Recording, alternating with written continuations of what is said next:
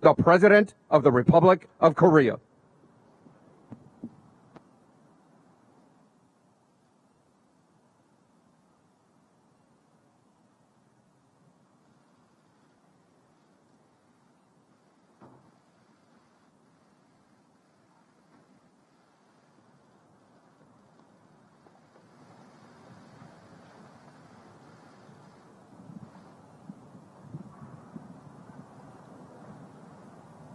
Please be seated.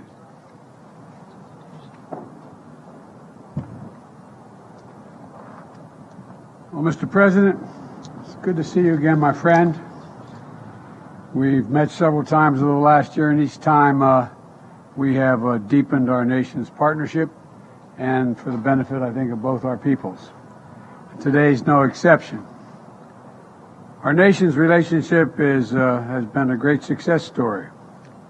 The alliance formed in war and has flourished in peace. Seemingly every day we've launched new areas of cooperation on cyber, strategic technologies, space, democracy, and all the areas that matter most to our future. Because of its core, our alliance is about building a better future for all of our people. And there's no better example than our economic relationship and partnership, which is delivering incredible benefits to both our nations. Through the Indo-Pacific Economic Framework, we're advancing economic growth grounded in high standards for our workers, for the environment, and for communities throughout the region. We're standing together against economic influence being leveraged in coercive ways. And since I took office, Korean companies have invested more than $100 billion in the United States, driving innovation and spurring good new jobs for Americans and Korean workers. Our mutual defense treaty is ironclad, and that includes our commitment to extended deterrence, and that includes the nuclear threat and the nuclear deterrent. They're particularly important in the face of DPRK's increased threats and a blatant violation of U.S. sanctions. At the same time, we continue to seek serious and substantial diplomatic breakthroughs with the DPRK to bolster stability on the peninsula, reduce the threat of proliferation, and address our humanitarian and human rights concerns for the people of the DPRK. The Republic of Korea and the United States are working together, including through our trilateral cooperation with Japan, to ensure the future of the Indo-Pacific is free, is open, prosperous, and secure. I want to thank you again, Mr. President, for your political courage and personal commitment to diplomacy with Japan. I've worked on these issues for a long time, and I can tell you it makes an enormous difference when we all pull together. I also welcome and support your administration's new Indo-Pacific strategy. It's a strategy that affirms how aligned our two nations are and our visions of the region and how similar they are. Today, we discussed our work together on promoting peace and stability in the Taiwan Straits, ensuring freedom of navigation in the South China Sea and beyond. Excuse me. I also affirmed our shared commitment, we together shared our firm shared commitment to stand with the people of Ukraine against Russia's brutal assault on their freedom, their territorial integrity, and democracy. The Republic of Korea's strong support for Ukraine is important because Russia's flagrant violation of international law matters to nations everywhere in the world, not just in Europe. When it comes right down to it, it's about what you believe, what you stand for, what kind of future you want for your children and grandchildren. And right now, I believe the world's at an inflection point. The choices we make today, I believe, are going to determine the direction of our world and the future of our kids for decades to come. That's why this partnership is so important, Mr. President, because we share the same values, the same vision. And I greatly appreciate, Mr. President, that the Republic of Korea co-chaired the second Summit on Democracies last month and he will host the third Summit for Democracies. We both understand that our democracies and our people are our greatest source of strength, and working together they make our nation stronger and more effective. From tracking the climate crisis and strengthening our effort to fight it and strengthening global health, no two countries are better suited to meet the challenges ahead than the Republic of Korea and the United States. I want to thank you again, Mr. President, for your friendship, your partnership, and all you've done to help build a future of shared strength and success. The floor is yours, Mr. President.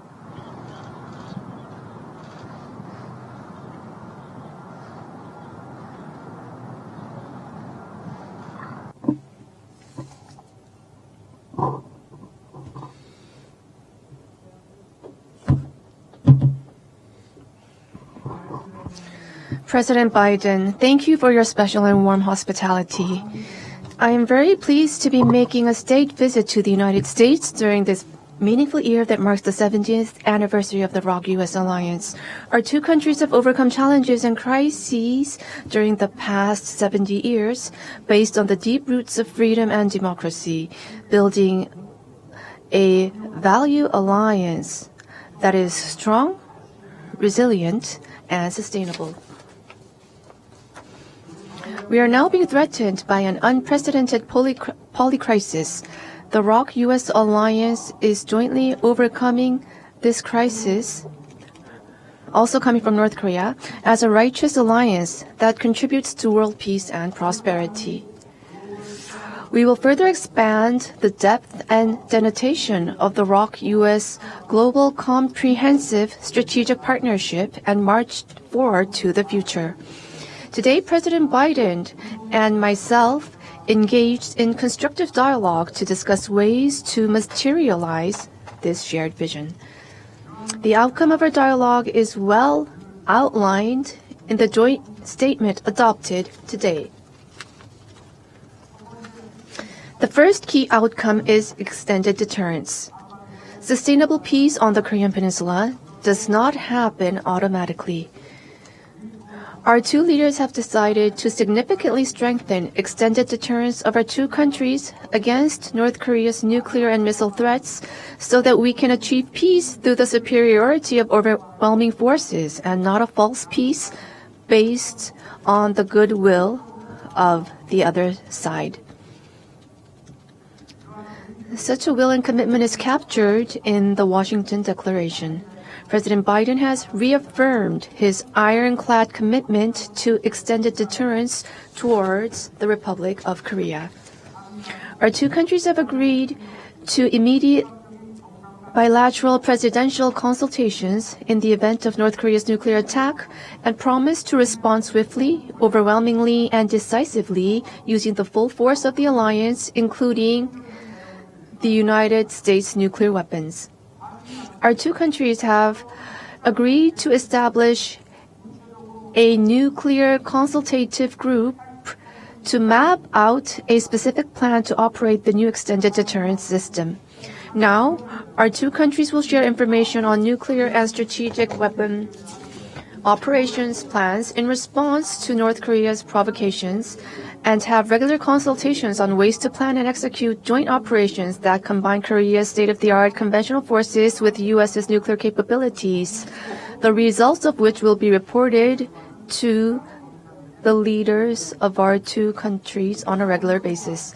In addition, our two countries have agreed to further advance tabletop exercises against a potential nuclear crisis. In addition, deployment of the United States strategic assets to the Korean Peninsula will be made constantly and routinely.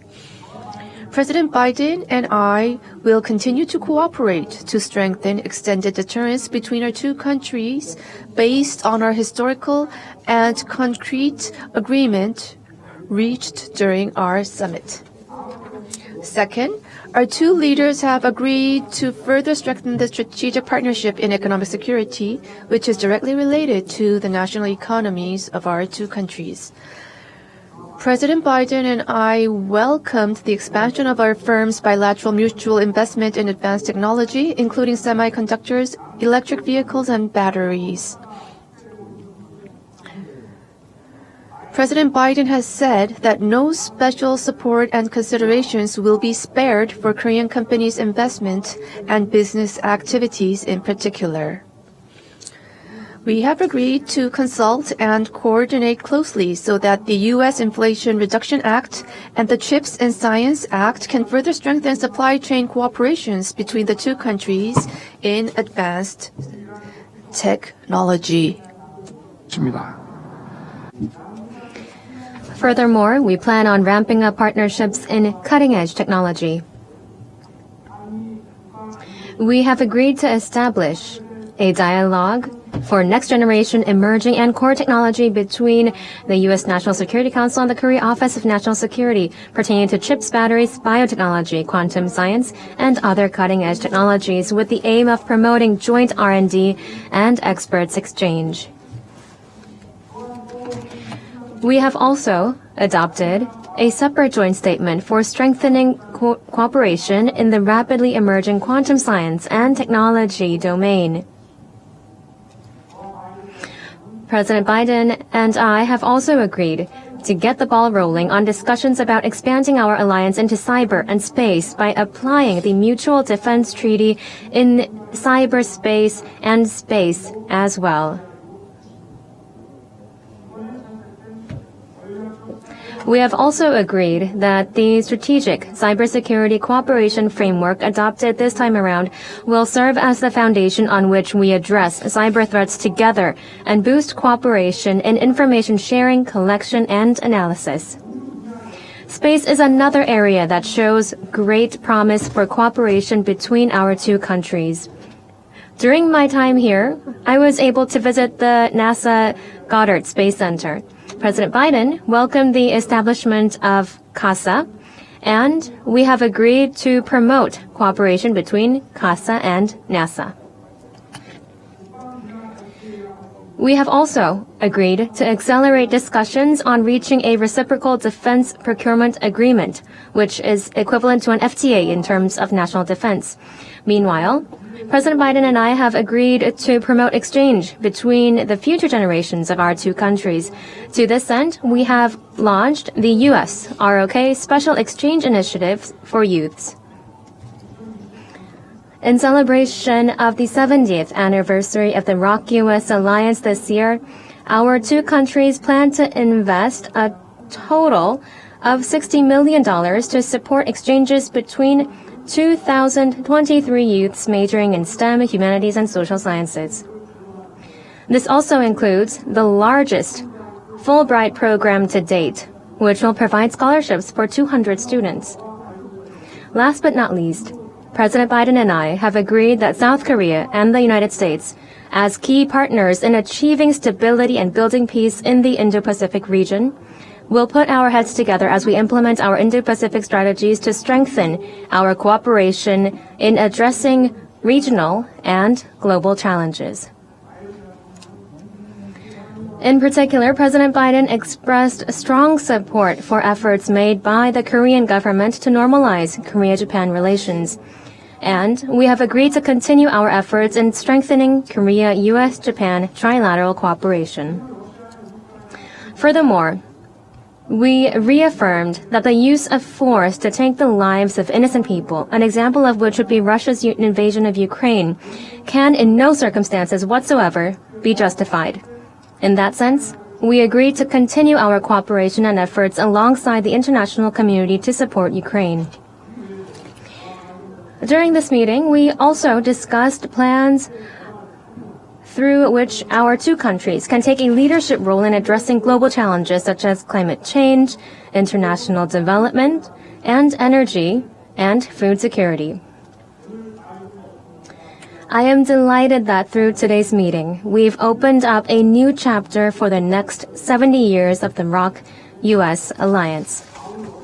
I hope President Biden and I, with the support of people in our two countries, can fully deliver on the blueprint that we have mapped out today with the aim of founded in the reaffirmation of the value of freedom and our universal values. Thank you.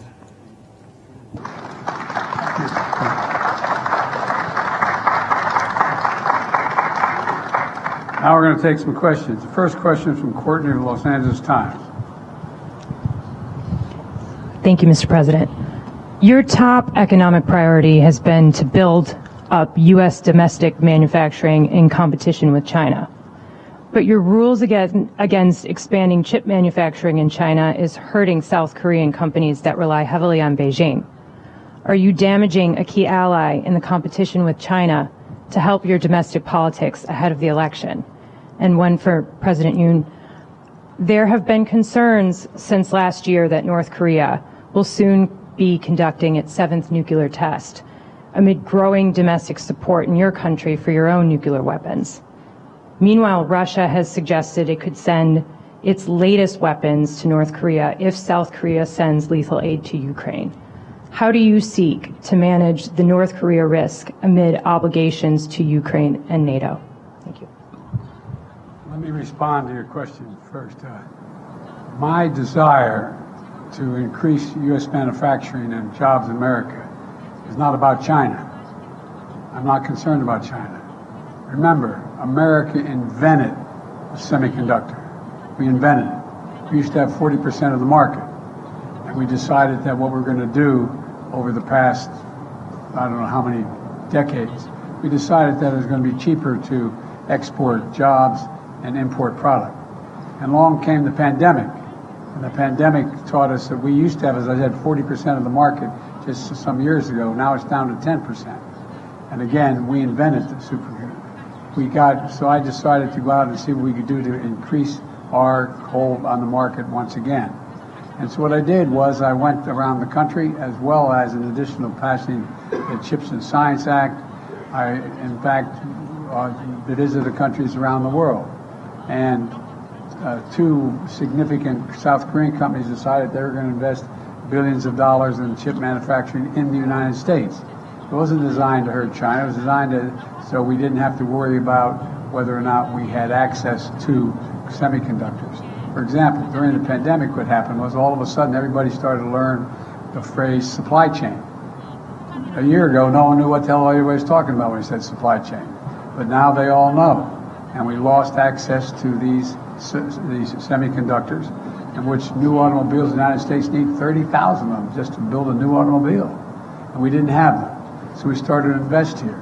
And what happened was when we encouraged the investment through the Chips and Science Act, and now we have enormous investment in the United States, well over $200 billion in long-term investment in semiconductors.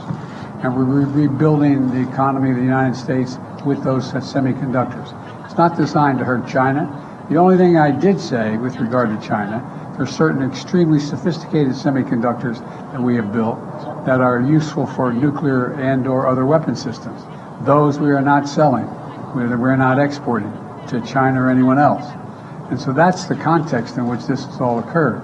In the meantime, we've created thousands of jobs and bringing back a sense of pride and dignity to so many towns in the country where all of a sudden, over the last 3 decades, we found out that factory that had 600 people shut down. The soul of that community was lost. And so I made sure when the semiconductors were coming back that they were not just going to go to the coast, they'd be all over the country. And so we have a significant field of dreams outside of in Ohio, outside of Columbus.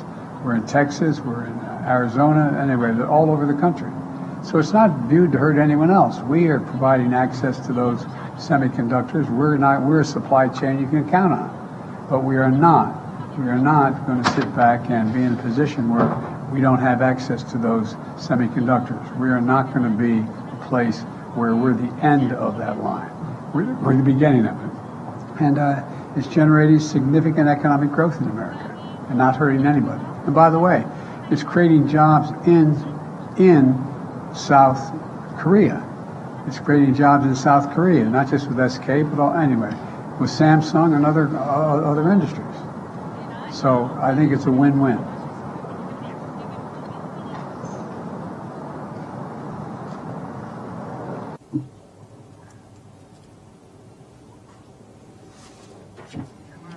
With regard to your question, let me provide my answer. Korea and the U.S., based on its Washington Declaration, our two countries have agreed to strengthen extended deterrence, and the implementation level is different from the past. First of all, we have an NCG, Nuclear Consultative Group, that has been launched that will implement discussions and actions, and we will hold regular meetings and consultations under NCG. We will share information on mutual nuclear assets and intelligence, and we will jointly plan responses and also jointly plan exercises and drills and implementation plans. So all of these will be strengthened and specified under the Nuclear Consultative Group. We want to customize our response against North Korea's nuclear threat based on extended deterrence. And in the process of achieving this goal, any concerns that Koreans may have against North Korean nuclear weapons will be relieved, I believe. If nuclear weapons are used, our two countries will strengthen our response in a swift manner.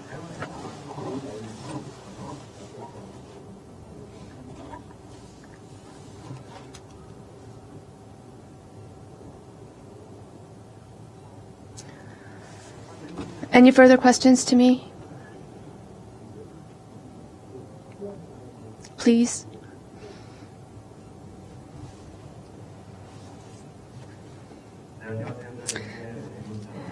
Reporter Won from One NTN. I have two questions for you. With regard to extended deterrence, the NCG that has been formed, how will Korea function under NCG? Any kind of nuclear-equipped nuclear assets will be in function? And to President Biden, Korea is to maintain the NPT, and it is to strengthen extended deterrence, correct? So, based on your view, do you think this is enough to guard Korea against the North Korean nuclear threat? Thank you very much. Well, let me address your question about the activities of the NCG. We are going to be sharing information, and we're going to be acting jointly. That is the key. I can't talk to the specifics right now about what type of information and what type of specific activities we will be conducting. But however, under the nuclear umbrella, our extended deterrence was a lot lower. So right now, it's an unprecedented expansion and strengthening of the extended deterrence strategy under the Washington Declaration, which will create the NCG. The implementation and the response at this level has never thus far been this strong. So this is a new level of extended deterrence, much stronger, that I can say with confidence. The response that I would give you is that the extended deterrence means that we are having more consultation with whatever action is to be contemplated or taken. And we made it really very, very clear. The ROK has repeatedly confirmed its commitment to the Non-Proliferation Treaty. The Washington Declaration is a prudent step to reinforce extended deterrence and respond to advancing DPRK nuclear threat. Look, the nuclear attack by North Korea against the United States or its allies or partisans or partners is unacceptable and will result in the end of whatever regime were to take such an action. And it's about strengthening deterrence in response to DPRK's escalatory behavior and to deal in complete consultation. And, the idea that I have absolute authority as Commander-in-Chief and the sole authority to use a nuclear weapon, but You know, what the declaration means is that we're going to make every effort to consult with our allies when it's appropriate, if any action is so called for. Certainly, we talked about this and some other things today, but the bottom line here is there's even closer cooperation, closer consultation, and we're not going to be stationing nuclear weapons on the peninsula, but we will have visits, ports visits of nuclear submarines and things like that. We are not walking away from that.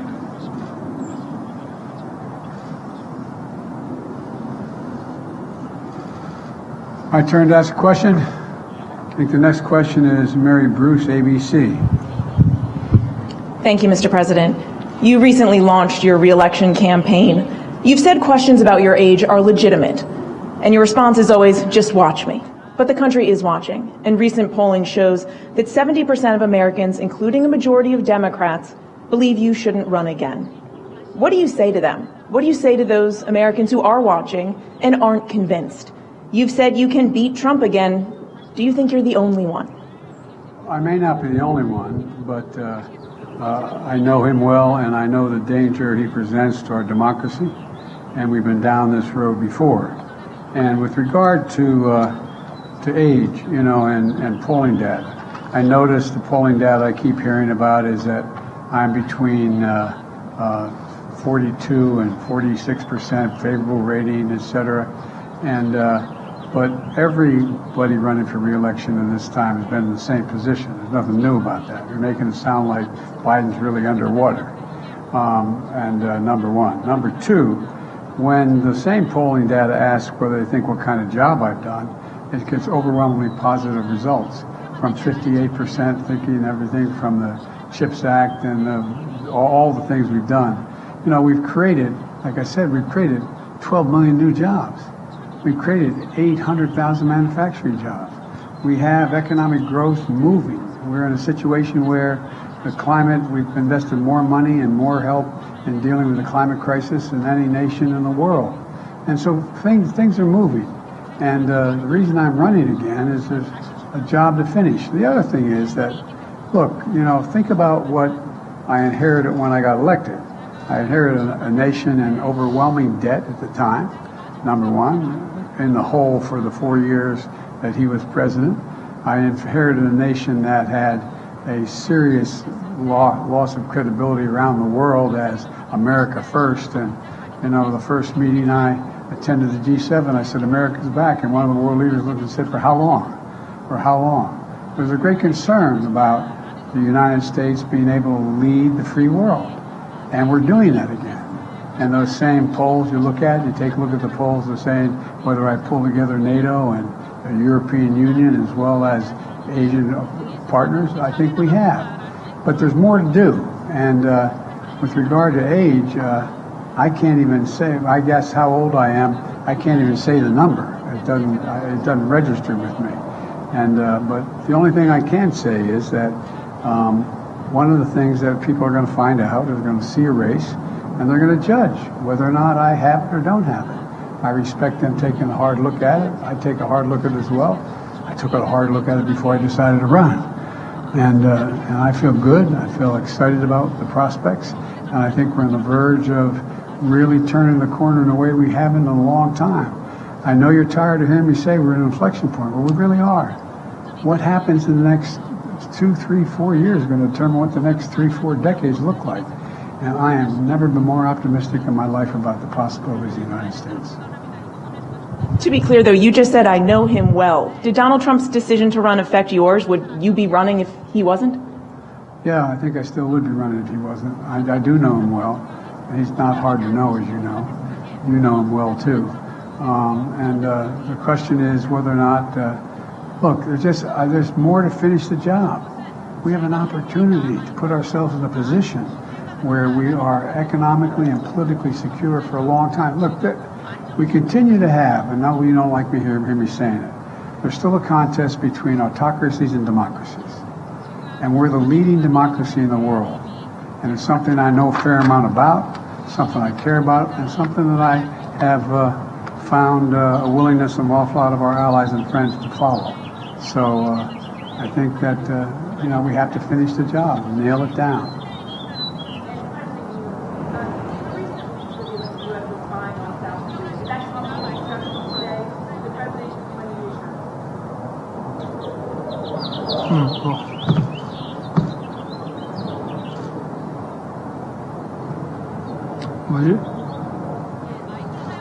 You need to repeat the question. The mic was not used. We could not interpret.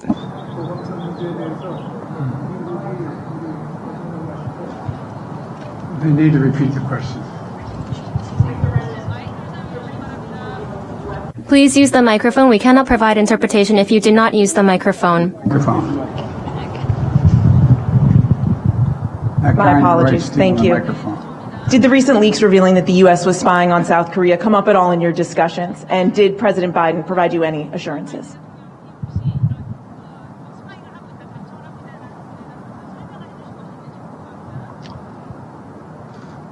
지금 한미 간에 With regard to that, we are communicating between our two countries and we are sharing necessary information. I believe that investigation is underway in the United States. So various and complex variables are always in play. We need time to wait for the investigation results by the United States, and we plan to continue to communicate on the matter.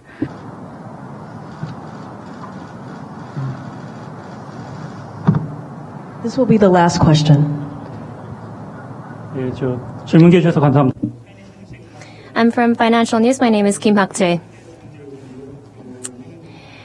My question goes to both of you. My first one goes to President Yoon first.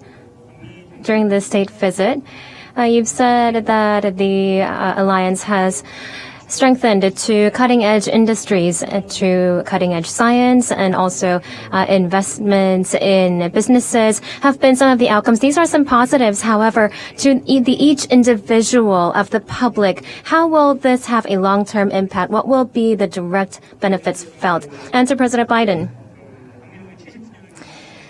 In celebration of the 70th anniversary of the Iraq-U.S. alliance, I know that the atmosphere is really positive. However, Korean businesses, especially because of the CHIPS Act and the IRA, are on edge. What message can you send to the Korean companies to really make sure and tell them that this is not something to worry about? The technology cooperation between the ROK and the U.S. and also in partnerships in cutting-edge industries in science and technology was your first question. So that is about really strengthening the competitiveness of our two countries. And it will enhance the productivity and create added value. High added value. These are the types of products that are going to be produced. And from the perspective of the public, for each individual, in that process, they will reap the benefits wide and comprehensive that will stem from these industries and investments in these industries, for example, from job creation as well. And above all, the future generations will be given the determination and will to take on new challenges and embrace opportunities in our industry so that they can continue to prosper and grow and become more abundant in the future. The reassurance is that it's overwhelmingly in our interest for Korea to do well. No, it is. It's very much in America's interest that Korea do well in the Pacific, very well, because they are one of our most valued partners. And so I think the combination of growing democracies and the democratic institutions as well as their economies is overwhelming in the benefit of the United States, whether it is in South Korea or it's in Australia, in the deep South Pacific. And so I think that there's a reason, overwhelming reason. Plus, in addition to that, we're increasing the number of student exchanges, access to more information between our folks, educating our people, as well as we're going to be cooperating in everything from space to technology to medicine. And so there's so many opportunities we have. And I don't think at least we don't, and I don't think so far, most of the South Korean companies believe that there's somehow a U.S. effort to slow them down, prevent their growth, or anything like that. We'd like to see them grow. And I mean that sincerely. It's overwhelming in the U.S. interest for South Korea to do very well economically. It's overwhelming in our interest because it has. And then lastly, I I think we underestimate the example that South Korea sets. Here you have a nation that is significant, but is not a nation of 200,000, 300,000, 400,000 people making the kind of changes it's making. It gives other smaller nations hope to believe that if they have democratic institutions and commitment and impact on industries that in fact are the cutting edge industries, new sciences and technology, including AI and other things, that there's a future for them. And I think that's what this is about. And so we view South Korea's economic growth as a benefit to the United States as well as freedom around the world. Thank you all so very much. Appreciate it. Distinguished guests, please remain in your seats until the official delegations have departed.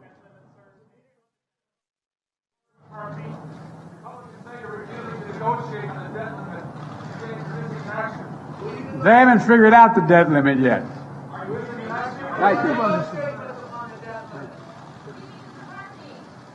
Happy to meet with McCarthy, but not on whether or not the debt limit gets extended. That's not negotiable. I noticed they quote Reagan and they quote Reagan all the time, and they quote Trump, both of which said, I'm paraphrasing, it would be an absolute crime to not extend the debt limit.